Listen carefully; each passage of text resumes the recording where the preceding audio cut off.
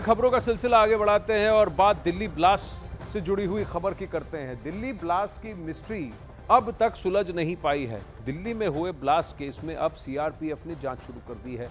रोहिणी में ब्लास्ट वाली जगह पर सीआरपीएफ की एक जांच टीम वहां पहुंची, जिसने ब्लास्ट वाली जगह का मुआयना किया और अब तक सफेद पाउडर की मिस्ट्री सुलझ नहीं पाई है। ये सफेद पाउडर आया कहां से, इसमें किस तरीके का ये मटेरियल था और ये ब्लास्ट किस विषय में रखा गया, क्यों रखा गया। देखिए, सीआरपीएफ स्कूल के सामने रखा गया और वो भी रविवार के दिन रखा गया। क्या जिसने रखा था उसको पता था उस दिन वहां भीड़ नहीं होगी? फिर मैं आपसे वही कह रहा हूं कि क्या ये उस साजिश में का एक छोटा सा हिस्सा है जहां पर देश में डर का माहौल बनाने की कोशिश की जा रही है। इसी बीच दिल्ली ब्लास्ट मामले में जांच भी तेज हो गई है। ब्लास्ट की जांच में अब तक क्या मिला है, इस धमाके का मकसद क्या था, इसमें कौन कौन शामिल है, इस रिपोर्ट के जरिए उसे समझने की कोशिश करते हैं।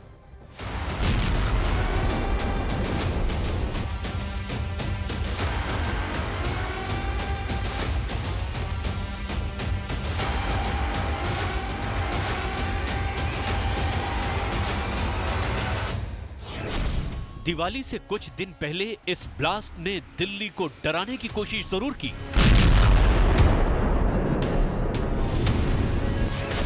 धमाका इतना जोरदार था कि आसपास की दुकानों में लगे शीशे टूट गए।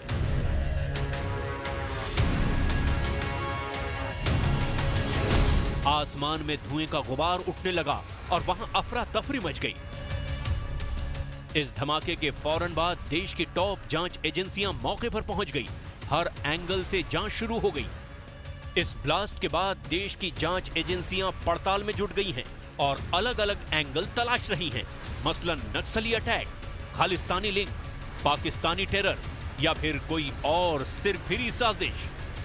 दरअसल पिछले कुछ वक्त से सीआरपीएफ ने नक्सलियों के खिलाफ एक्शन तेज किया है, जिससे पुलिस को शक है कि नक्सली भी इस धमाके के पीछे हो सकते हैं।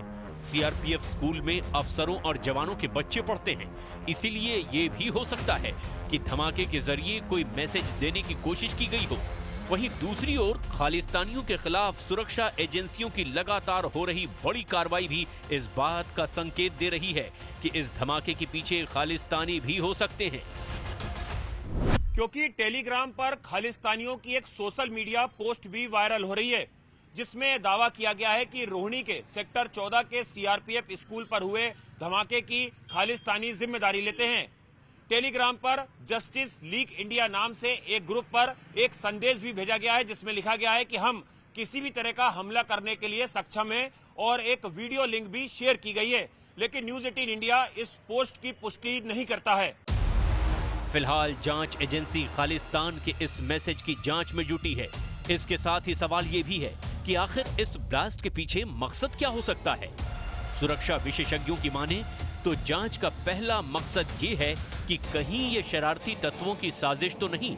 वहीं दूसरा मकसद ये है कि कहीं दिवाली से पहले दिल्ली का माहौल खराब करने की कोशिश तो नहीं की गई। ये भी सामने आ रहा है कि जानबूझकर रविवार का दिन चुना गया, जानो माल का कोई नुकसान ना हो और सिर्फ धमाके के जरिए संदेश दिया जाए। दिल्ली ब्लास्ट में जानबूझकर सीआरपीएफ स्कूल को निशाना बनाया गया है। इस साजिश में एक से ज्यादा लोग शामिल हो सकते हैं। एनआईए के अधिकारियों की अगुवाई में एफएसएल यानी फॉरेंसिक साइंस की टीम, एनएसजी का बम निरोधक दस्ता और जांच दल भी इस धमाके के कारणों की जांच में जुट चुके हैं। इस बीच न्यूज 18 इंडिया को मिली एक्सक्लूसिव जानकारी के मुताबिक इस धमाके में 3 किलो विस्फोटक का इस्तेमाल किया गया। न्यूज 18 इंडिया को मिली एक्सक्लूसिव जानकारी के मुताबिक इस विस्फोटक में 3 प्रकार का मिश्रण है। पहला सल्फर, दूसरा क्लोराइड और तीसरा संभवतः एक और केमिकल है जिसकी जांच चल रही है। खुफिया एजेंसी सूत्रों के मुताबिक लोकल मार्केट में सल्फर और क्लोराइड का मिश्रण बड़ी आसानी से मिल जाता है और दीपावली के त्योहार से पहले खुले बाजार में पटाखा बनाने के लिए इस तरह के विस्फोटकों को इस्तेमाल किया जाता है। करीब 3 किलो विस्फोटक मिश्रण को इकट्ठा करने के बाद इसे एक सूती कपड़े में लपेटा गया और इसके बाद इसे धमाके की जगह पर प्लांट किया गया। जानकारी ये भी सामने आई कि धमाके का मकसद ज्यादा से ज्यादा आवाज करना और दहलाना था। साथ ही मकसद ये कि वो अपनी मौजूदगी वारदात वाली जगह पर दर्ज करवा सकें, जांच एजेंसियों का यह भी मानना है कि सुबह के वक्त जिस तरीके से ये विस्फोटक रखा गया है उससे किसी को मारने की फिलहाल प्लानिंग नजर नहीं आ रही है। यहाँ विस्फोटक को प्लांट करके वो सिर्फ एक संदेश देना चाहते थे, ठीक उसी तरह जिस तरीके से इजराइल एम्बेसी में कुछ सालों पहले धमाका हुआ था।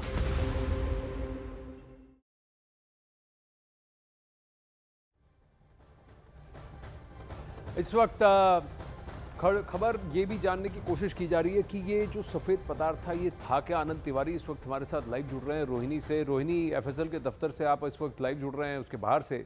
अब इस सफ़ेद पाउडर की जांच की जा रही है। कहा जा रहा है करीब 3 किलोग्राम विस्फोटक था।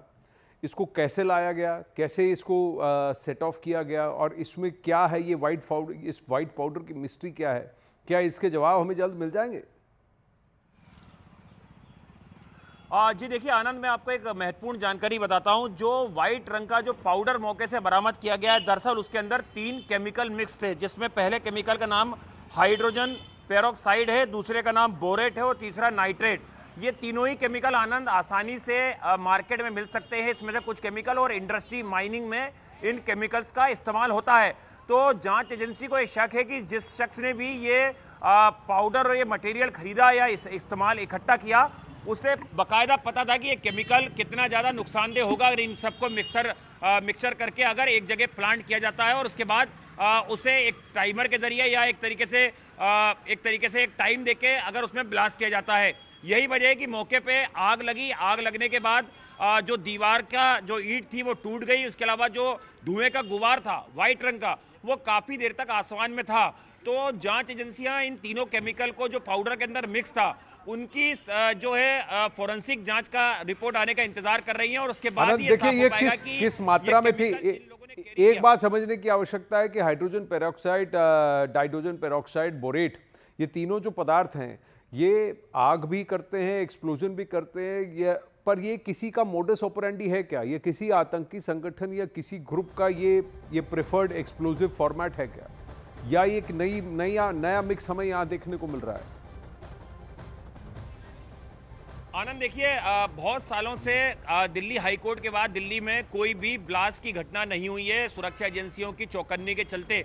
लेकिन ये अपने आप में काफ़ी चौंकाने वाला मामला है कि एक खाली जगह पर ब्लास्ट किया जाता है, एक पाउडर के अंदर 3 केमिकल मिक्स होते हैं और धमाका इतना ज़्यादा होता है कि 500-700 मीटर में जो शॉप्स होती हैं उनके शीशे टूट जाते हैं, लोगों के घरों के टॉयलेट जो हैं वो टूट जाते हैं।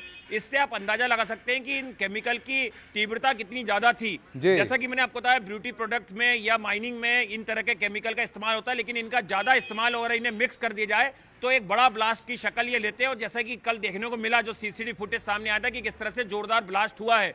यही वजह है कि जो फोरेंसिक जांच जब इन केमिकल की जाएगी, इस पाउडर की जाएगी और उसकी रिपोर्ट जब सामने आएगी तब ये साफ हो पाएगा कि कैसे ये पाउडर को तैयार किया गया, इसमें बाकी केमिकल और सबसे बड़ी बात इसमें ये भी देखना पड़ेगा कि क्या इसमें श्रापनल थे, क्या इसमें क्या ऐसे पदार्थ मिलाए हुए थे जिनके जब धमाका होता है, एक्सप्लोजन होता है, वो श्रापनल किसी के अंदर घुसता है तो डैमेज उससे होता है क्योंकि बुलेट वाला इफेक्ट उसके अंदर आ जाता है, या फिर ये शोर मचाने के लिए, डराने के मकसद से किया गया और एक रविवार के दिन स्कूल की दीवार पर इसको रखा गया, तो इसका क्या ओवरऑल इशारा था, मकसद था, ये भी देखने वाली बात होगी।